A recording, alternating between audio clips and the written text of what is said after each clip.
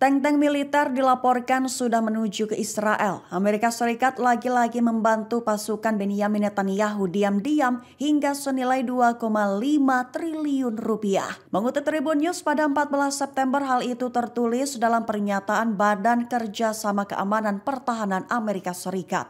Tertulis bahwa Amerika Serikat berkomitmen terhadap keamanan Israel serta menekankan sangat penting bagi kepentingan nasional Amerika Serikat untuk membantu Israel terkhusus mengembangkan dan mempertahankan kemampuan pertahanan diri yang kuat dan siap pakai. Dengan begitu, pihak Amerika Serikat mengklaim bahwa jumlah penjualan yang diusulkan itu konsisten dengan tujuan tersebut. Perlu diketahui di bawah kepemimpinan Joe Biden, Amerika Serikat menyetujui penjualan trailer tank berat dan peralatan perang senilai 164,6 juta dolar Amerika Serikat atau sekira 2,5 triliun rupiah kepada Israel. Kontrak transfer senjata itu diteken di tengah memanasnya perang yang berlangsung di jalur Gaza dan eskalasi di tepi barat. Kepala Dewan Regional Galilea Atas, Gior Zaltz, ungkap kemarahannya kepada kepemimpinan Benyamin Netanyahu. Zaltz menyatakan bahwa ratusan ribu pemukim Israel di Galilea Atas saat ini sangat berdampingan dengan rudal dan drone Hizbullah diselimuti kecemasan dan kekhawatiran. Mengutip Ma'arif pada 14 September, hal itu diutarakan Gior Zaltz dalam pernyataan kepada Radio 103 FM. Awalnya Zaltz menyatakan bahwa Israel memiliki dua pilihan, yaitu tindakan militer atau perjanjian dalam konflik jalur Gaza. Namun nyatanya semakin hari situasi Israel semakin memburuk. Bahkan disebutkan oleh Zaltz tak kurang dari 200 ribu pemukim yang hidup berdampingan dengan alarm, drone dan rudal Hizbullah. Tepat ketika anak-anak mereka berbaring di lantai beberapa kali dalam sehari, tangan mereka berada di atas kepala. Mau tidak mau harus merasakan kecemasan dan kekhawatiran dalam setiap harinya. Tapi kembali lagi Zaltz menyatakan bahwa tak ada dari Kementerian Israel yang mulai menyiapkan rencana terbaik untuk memikirkan pemukim di Galilea Atas. Janji Yahya Sinwar adalah akan mengalahkan Israel dengan berbagai cara. Terkini Sinwar dilaporkan telah mengirimkan surat kepada Sayyid Hasan Nasrallah dan Hizbullah. Mengutip Al-Mayadin pada 14 September, tak hanya berjanji kepada Sinwar, ia bersumpah bahwa konvoi para martir akan semakin kuat dan tangguh dalam menghadapi Israel. Sinwar bersumpah untuk terus melawan Zionis bersama poros perlawanan yang dipimpin Iran. Terlebih hingga pendudukan Israel dikalahkan dan diusir dari tanah Palestina serta menekankan bahwa sampai negara Palestina menjadi negara yang merdeka dan berdaulat penuh dengan Yerusalem sebagai ibu kotanya. Baru-baru ini Sinwar mengirimkan surat kepada sang kepala Hizbullah, Nasrallah. Dalam surat tersebut Sinwar berterima kasih kepada Nasrallah atas dukungan mereka serta mengucapkan bela sungkawanya terhadap Ismail Haniyeh, mantan pemimpin Hamas yang tewas di Teheran pada bulan Juli lalu. Sinwar bersumpah bahwa konvoi para martir yang diberkati akan semakin kuat dan tangguh dalam menghadapi pendudukan Nazi Zionis. Fase keempat operasi serangan ke Israel sudah semakin dekat. Poros perlawanan yang dipimpin Iran mengklaim bahwa mereka siap dengan segala skenario. Mengutip sumber utama pada 14 September, hal itu diutarakan oleh Sekjen Brigade Syuhada Abu Ala Al-Walai, di mana ia menekankan bahwa kemampuan poros perlawanan di luar perkiraan musuh yaitu Amerika Serikat dan Israel. Bahkan Al-Walai disebut sudah mengakui bahwa Israel akan tumbang jika tidak dibantu oleh negara adidaya tersebut. Terkini Brigade Syayat Al-Syuhada di pasukan mobilisasi populer Irak mengklaim beberapa anggota poros perlawanan sudah siap menyerang Israel. Poros perlawanan itu sendiri adalah koalisi informal di Timur Tengah yang dipimpin oleh Iran. Adapun anggota poros itu diantaranya Hizbullah, Hamas, Houthi, dan berbagai milisi di Irak dan Suriah. Sehingga dengan begitu dalam waktu dekat poros perlawanan disebut oleh Al-Walai bahwa kini bergerak menuju tahap keempat, meliputi mengkoordinasi aksi di banyak front dan melakukan operasi gabungan di lebih dari satu area. Tak sebatas itu, juga akan ada tahap baru dengan koordinasi di antara beberapa front untuk menjalankan operasi. Diketahui dalam beberapa hari ke depan dunia akan menyaksikan operasi militer gabungan mereka. Iron Dome Israel dilaporkan telah berkali-kali gagal mendeteksi, apalagi mencegat serangan dari musuh mereka. Bahkan terkini drone Hizbollah disebut menjadi satu di antara tantangan terbesar bagi pertahanan udara Israel. Mengutip Al-Mayadin pada 14 September, kabar itu menurut laporan dari lembaga penyiaran Israel Channel 13 pada Jumat 13 September 2024.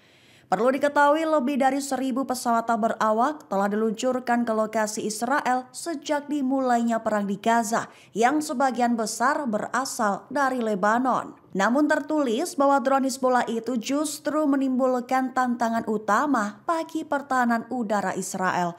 Menyoroti fakta bahwa drone serang satu arah milik Hizbollah itu berdampak pada target mereka. Lantaran sistem Iron Dome dan pesawat tempur tingkat atas milik Israel gagal menjatuhkan mereka. Satu di antara contoh gagalnya Iron Dome adalah serangan yang melibatkan segerombolan drone Hizbollah di Pangkalan Velon.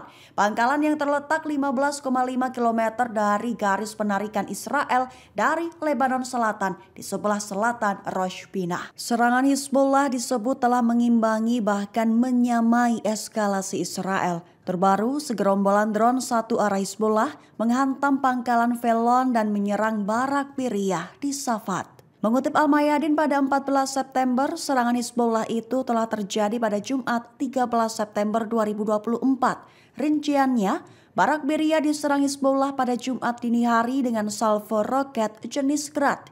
Roket menghantam Biriyah saat Iron Dome Israel berjuang menahan serangan. Serangan roket itu dikabarkan telah meluas dalam beberapa hari terakhir, menyamai agresi rezim Israel yang meluas terhadap Lebanon. Sementara itu pada sore harinya Pangkalan Velon menjadi target selanjutnya.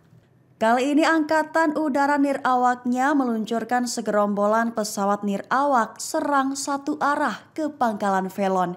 Mengingat Pangkalan Velon terletak 15,5 km dari garis penarikan Israel dari Lebanon Selatan di sebelah selatan Rosh Pinah.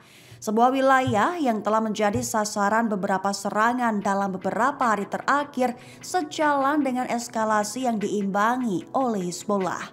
Juru bicara tentara Israel disebut menyesatkan publik dan pemerintah. Selain itu, militer Israel juga disebut gagal dan tak berhasil mengalahkan satupun batalion Hamas di Rafah. Mengutip Al-Mayadin pada 14 September, hal itu diutarakan oleh seorang anggota Komite Urusan Luar Negeri dan Keamanan Nisat Israel, Amit Halevi, pada Sabtu 14 September 2024 waktu setempat. Amit Halevi memberikan analisis, yaitu di saat militer Israel mengklaim telah menewaskan lebih dari 2.000 pejuang di Rafah, namun jumlah sebenarnya jauh lebih rendah. Dengan catatan bahwa angka yang dilebih-lebihkan itu bahkan tidak mewakili 25% dari pasukan tempur perlawanan. Selain itu, selama ini Israel disebut hanya bisa menghancurkan sebagian kecil terowongan bawah tanah di Rafah. Bahkan disebut olehnya bahwa tidak semua terowongan hancur, melainkan disegel sehingga memudahkan Hamas untuk mengaktifkannya kembali. Amit Halevi mencatat bahwa Hamas di Rafah memiliki persediaan senjata yang sangat banyak dan jumlah yang ditemukan oleh Israel sangat sedikit jika dibandingkan. Sehingga ia secara pribadi menekankan bahwa Israel masih jauh dari mengalahkan atau menghancurkan Hamas. Israel diduga didirikan sebagai negara pembantu negara-negara barat dalam menjarah dan menguasai Timur Tengah.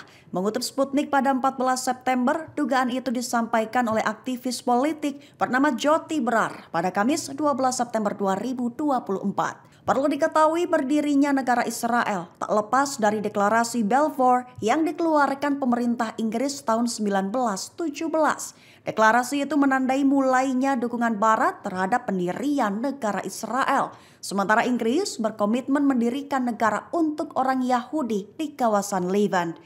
Namun Brar menyatakan bahwa kenyataannya adalah langkah lain untuk maju tidak ditemukan karena sejauh menyangkut fakta mengenai Israel, Israel adalah pangkalan imperialisme Anglo-Amerika di Timur Tengah untuk menguasai sumber daya kawasan tersebut. Brar menegaskan bahwa Israel adalah pangkalan bersenjata mereka di dunia Arab untuk mengkontrol dunia Arab dan untuk menjaga agar hasil jarahan tetap mengalir. Situasi di Lebanon dikabarkan siaga tinggi untuk menghadapi serangan Israel. Satu upaya dilakukan yaitu menyiapkan sebanyak 150 rumah sakit.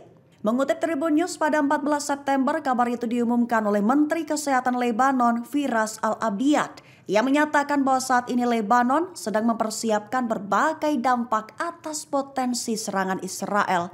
Satu di antaranya menyiapkan sebanyak 150 rumah sakit, mengaktifkan pusat darurat kesehatan.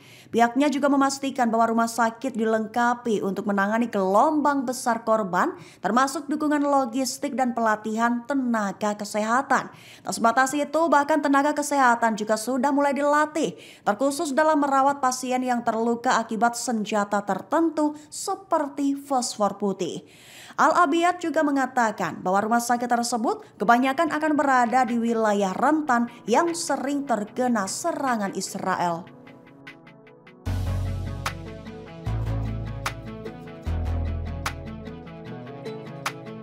Download Tribun X sekarang, menghadirkan lokal menjadi Indonesia.